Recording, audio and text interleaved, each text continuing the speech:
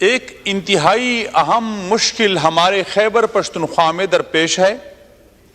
ایک تو وہ امتحان ہے کہ پورے پاکستان پہ ہیں، سندھ ڈوبا ہوا ہے، بلوچستان اور خیبر پختونخوا کے بہت سے علاقے متاثر ہیں، اور ہمارے پنجاب کا جنوبی علاقہ متاثر ہے۔ یہ تو ہے پورے پاکستان پر ایک امتحان ہے، لیکن کم از کم یہ تو شکر ہے کہ سندھ پر حکومت کی شکل میں عذاب تو نہیں ہے۔ وہاں تو اور وہاں ہمارے الحمدللہ لیڈر ہوتے ہیں، ہمارے لیڈر کا اپنا ویژن ہوتا ہے، دوسرے جو اپنے آپ کو لیڈر بھی کہتے ہیں لیکن لیڈر تو ہے نہیں، پتہ نہیں فاسسٹ قسم کے لوگ ہیں۔ حضرت ہمیں اپنے لیڈر نے حکم کر دیا کہ سندھ چلے جاؤ، بلوچستان چلے جاؤ، اور تمام توانائیاں سیلاب کے حوالے سے اپنے بھائیوں پر صرف کر دو۔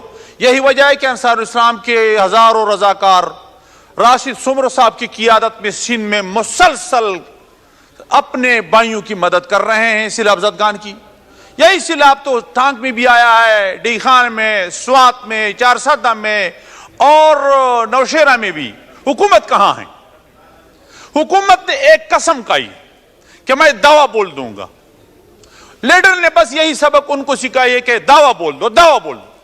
کبھی ڈاکٹروں پر اس سے پہلے ہمارے ڈاکٹروں کو جو مسیحائے قوم ہوا کرتے ہیں ان کو لوہ لوہان کر دیا تھا، پھر سرکاری ملازمین پر انہوں نے دعویٰ بول دیا، پھر آئے انہوں نے کہا اسلام آباد پر ہم دعویٰ بول دیتے ہیں کیونکہ شاید کہ غیر قانونی طریقے سے حضرت آپ آئے ہیں، غیر جمہوری طریقے سے آپ یہاں اسی کرسی پر براجمان ہیں، نہیں جمہوری طریقے سے حکومت سے باہر نکال کر دیا ہم نے۔ اب ان کے پیٹ میں مروڑ ہے، پریشان ہے، اب انہوں نے دعویٰ بول دیا ہے اس قوم کے معماروں پر جو ہمارے بچوں کی تربیت کر رہے ہیں، اسکول کے اساتذہ کرام ہیں، اپنے حق کے لیے نکلے تھے بیچارے، اور ان کے بچوں اور ان کی بچوں کے منہ سے نوالا چھین لیتے تھے، تو اپنے حق کے لیے اساتذہ کرام نکلے، نہ کوئی دھرنا نہیں دیتے تھے ان جیسے جو انہوں نے ایک طریقہ کار اپنایا ہے، صرف احتجاج نوٹ کرنا چاہتے تھے صوبائی اسمبلی کے سامنے، انہوں نے ان پر ایسا لاٹھی چارج کر دیا گویا کہ اسرائیل ہے۔ اب ہمارے فلسطینی بھائیوں پر جس طرح اسرائیلی مظالم کر رہے ہیں، کشمیر میں جس طرح ہندوستان مظالم کر رہے ہیں، اور جو لاٹھیاں اور وہ برساتے ہیں، اسی لاٹھیوں کو انہوں نے ہمارے مظلوم اساتذہ کرام پر برسائے۔ ہم اساتذہ کرام کے حوالے سے حضرت آپ سے عرض کر رہے ہیں کہ وہ آج بھی جناح پارک میں ہزاروں کی تعداد میں بیٹھے ہیں بیچارے، اور تمام پرائیویٹ سکولوں نے اپنے سکول بند کرنا شروع کر دیے ہیں۔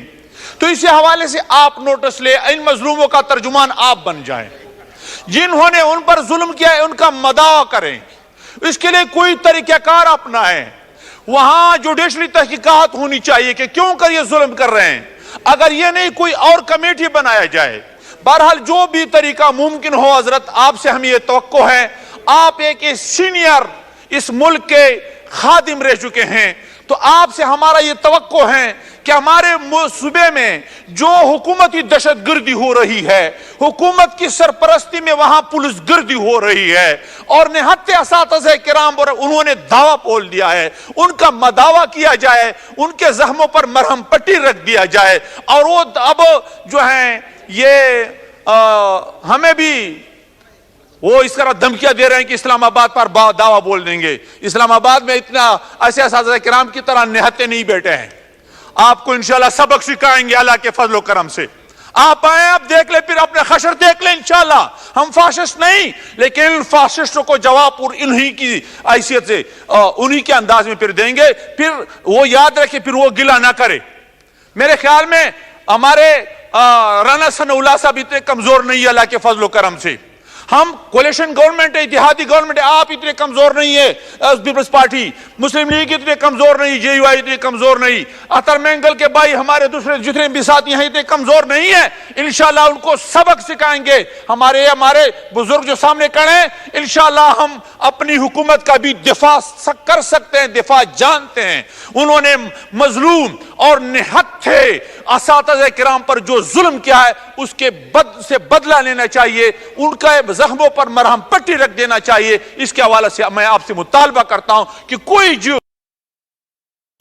ہے جو بھی طریقہ اپنائے ان مظلوموں کا جو ہے ظلم کا مداوع کیا جائے. یہی آپ سے درخواست ہے. مہربانی. شکریہ. جناب